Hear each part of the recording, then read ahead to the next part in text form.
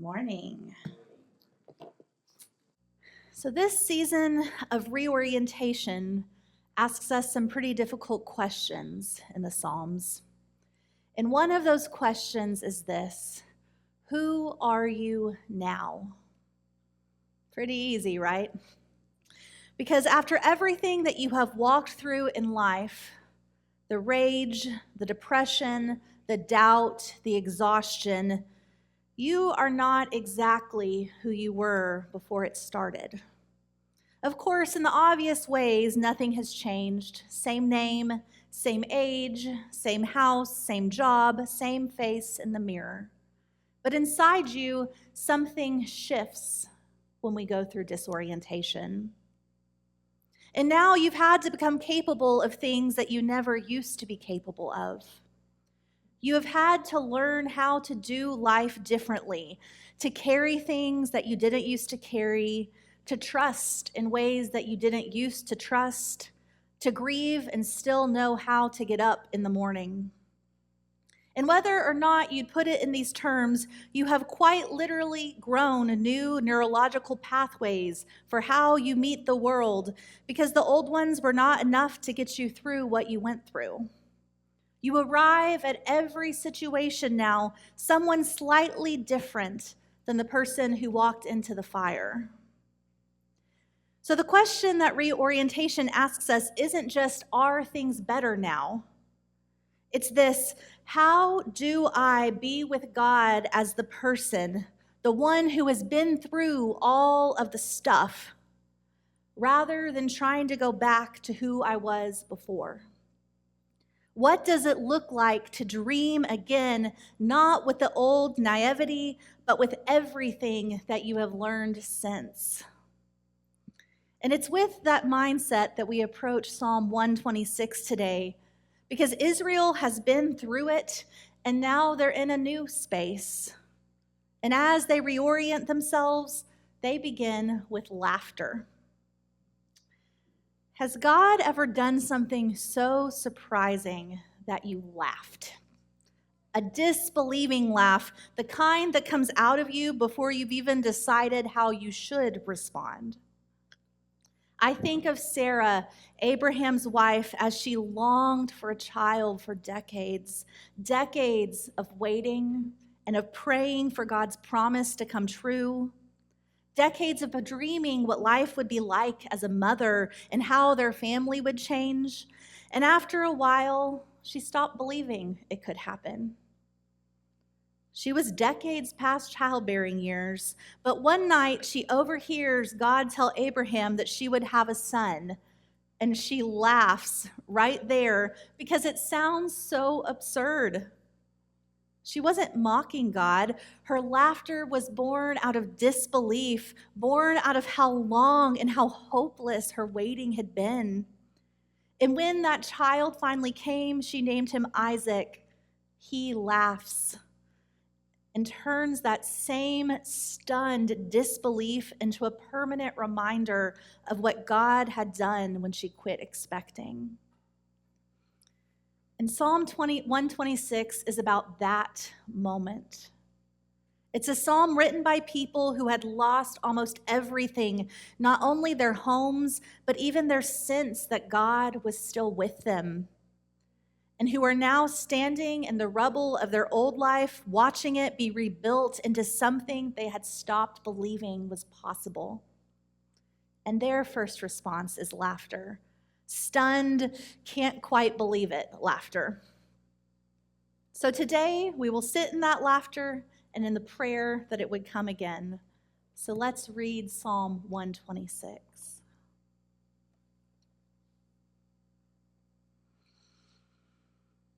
When the Lord brought back the captives to Zion, we were like those who dreamed. Our mouths were filled with laughter, our tongues with songs of joy. Then it was said among the nations, the Lord has done great things for them.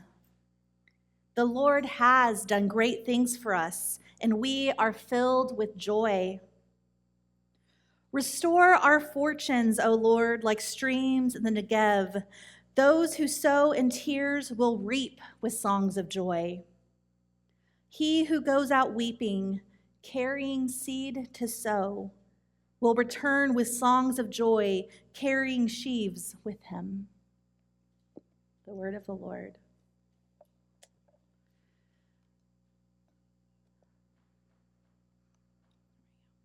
When the Lord restored the fortunes of Zion, we were like those who dreamed. Think about what the people of Israel are saying. It's not we dreamed of this happening, but when it finally happened, it felt like a dream. It felt like something too good to be trusted as real. The exiles returning from Babylon had spent years, some of them their entire lives, wondering if this day would ever come. The restoration felt like a dream. And now that it had come, they could hardly process it. Our mouths were filled with laughter and our tongues with songs of joy. This is a different kind of laughter than laughing at a joke, and it's not the easy laugh of a child who has yet to experience the world. This is the laughter that only exists on the other side of grief. Like Sarah, this is the laughter of a people who know exactly what it costs to get here, and who are still a little stunned that here even exists at all, especially in this moment. And even the surrounding nations notice the Lord has done great things for them. The restoration of Israel was so unmistakable that even the outsiders could see it. Can you remember a time when God did something you had genuinely stopped believing was possible? Something that you had quietly let go of, grieved, stopped expecting. And if you can, sit with that memory for just a moment.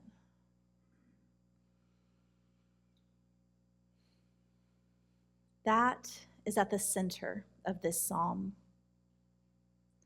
The psalm then does something beautiful with that experience. It does not erase or minimize the tears or the pain that came before the joy. It connects them to it. Those who sow with tears will reap with songs of joy. Those who go out weeping, carrying seed to sow, will return with songs of joy, carrying sheaves with them. The pain was not pointless, something to be forgotten now that joy has arrived. The weeping was the sowing. The tears you cried in your hardest season, the ones that felt like they were accomplishing nothing, changing nothing, just leaking out of you into the dark, those were the seeds going into the ground the whole time.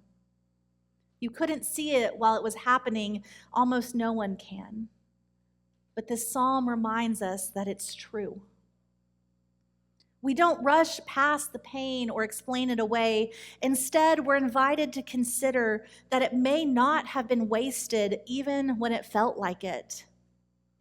To imagine that season as something being planted rather than only something being lost. That season of tears was a season of planting. Our tears and the harvest that we will reap are inseparable. But to experience it, we have to have the courage to ask. Again, no matter how many times we've asked before. Right in the middle of this psalm, as Israel is celebrating the restoration that they have already experienced, they say this: "Restore our fortunes, Lord, like streams in the Negev." They're not just thanking God for what God already did, they're asking for it again. Another restoration, another impossible reversal, like a desert suddenly flooding with water. This ask takes courage. It would be safer to simply be grateful for the restoration already received and never ask for more, never risk hoping again and being disappointed again. But reorientation is not just gratitude for what has already happened. It includes the ability to boldly hope again, specifically for what has not happened yet. And I can't promise that if you ask, it will happen. But I can guarantee that if you bury that hope away, you will never ask it of God. And I wonder what we might ask of God if we truly believed that restoration was possible. I wonder what might happen. Because you are not back where you started. Within your tears is a place of bounty. Whatever you have walked through has not simply been undone so that you can land back at square one. You are somewhere new. You have deeper roots and you have clearer eyes. You embody a story of God's faithfulness that you didn't have before because you hadn't needed it before. My most recent experience with this in my life is coming to be here with you. Before I came to Stanford, I was sure that there was no longer a place for me in ministry as a woman in the churches of Christ. And I grieved and I grieved it for months. I tried to make my peace with it. I begged God, I wept, I yelled a lot for some place, for some way to keep doing ministry. And when I met Dale and Debbie and this opportunity came up, I almost dismissed it. Sure, I had asked God to give me a different role, but being a preacher was literally never something I had considered. And to be frank, I didn't know if I could do it or if I wanted to. Y'all are just gonna make me laugh. I wanted something similar to what I had been doing because I knew I was good at it. This was not the plan, but that difficult 3-year season before I moved here dramatically changed who I was as a Christian, as a pastor, as a woman. And it turns out the Cynthia that had left the difficult season to come here was a very different Cynthia than the one who had entered it 3 years prior. This place has been a dream that I didn't know I could imagine. And I don't want to over-romanticize it. I've been here long enough to see the warts and the cracks and feel the frustrations. But there is life and growth that I never imagined possible. I know who I am and who God is in ways that I had not known before because I chose to risk more disappointment and ask for the impossible. I chose hope. I chose to dream, and God has been so, so good and so, so faithful. I praise God for that. Those tears and that pain are a part of my story now, and I wouldn't trade them for the world. And I know that you have had experiences where you have had the courage to dream too. That God has answered your prayers in ways beyond your imagination, even at the cost of your tears. Those tears have become your bounty. So don't waste that story, because it's not just your story.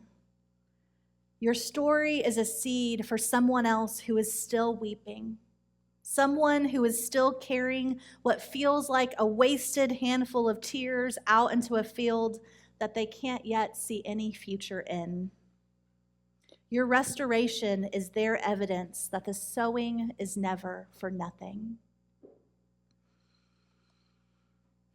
Psalm 126, an invitation to dream again. You stopped somewhere along the way. You don't remember the exact moment. There was no conscious decision. It was a gradual thing, the slow retreat of something that had once been alive in you, the careful management of expectation that, after enough disappointment, begins to feel like wisdom.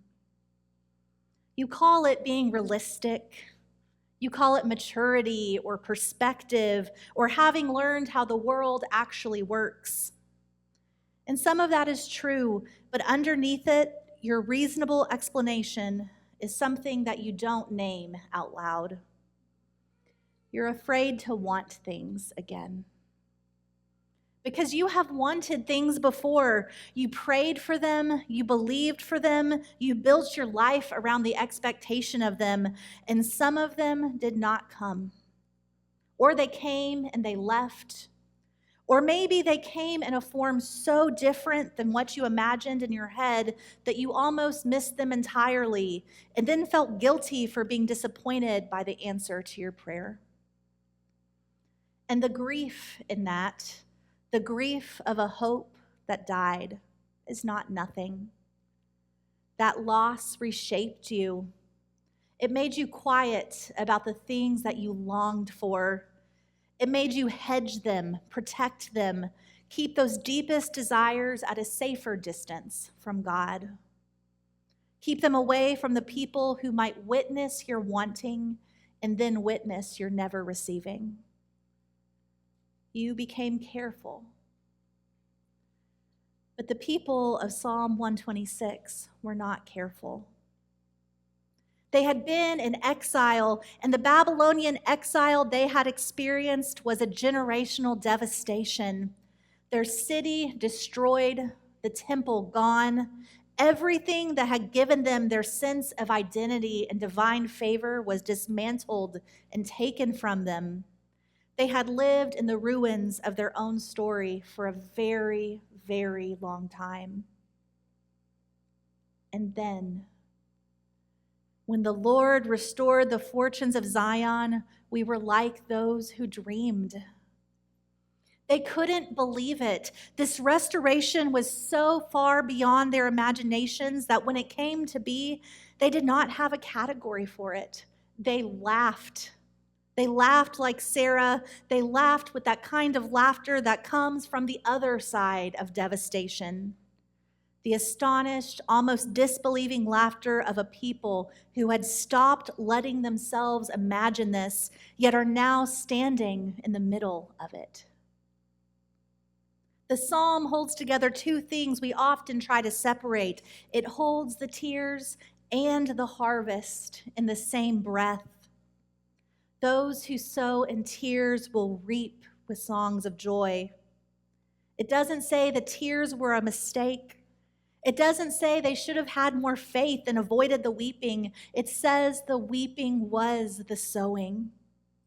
That what looked like waste was actually planting. That what felt like loss was being received by the ground. That the seeds you dropped in grief are not gone. They're waiting. So what did you stop asking for? Not the small things like a good parking space, but the real things, the things you used to pray with your whole heart before enough time passed and silence accumulated that you quietly filed that prayer away somewhere in the back of your heart where you didn't have to see it very often. The version of yourself you once thought was possible and have given up on, the marriage you stopped believing could change, the person you stopped expecting to come home, the calling you set aside because the doors kept not opening and you eventually decided that the closed door was the answer. But what if the season you are in is a sowing season? The psalm asks an audacious request: restore our fortunes, Lord, like streams in the Negev. Fortunes like streams of water in the desert. Streams that ran dry for most of the year until the rains came and they rush with a force that seems impossible given how long they've been empty. They are asking for the impossible. And they are asking for it because they have already seen the impossible. Because once you've been to the other side of an exile you didn't survive on your own, you know that the one who brought you out of it is capable of doing it again and again. You have been on the other side of something, maybe not the something you most wanted resolved. Maybe that's still open, still waiting, still requiring a stubborn trust that costs you something every day. But something. There is something in your story that you did not hold together on your own, that you are here in spite of, that has God's fingerprints on it if you will only look. Look at it today, and then with whatever faith you can muster, ask again. You are allowed to dream. This week, may what feels like a dream become the truth you get to live in. May you trust that your tears were never wasted. They were always seed. And may you find the courage to ask again for the restoration you stopped believing was possible. Amen.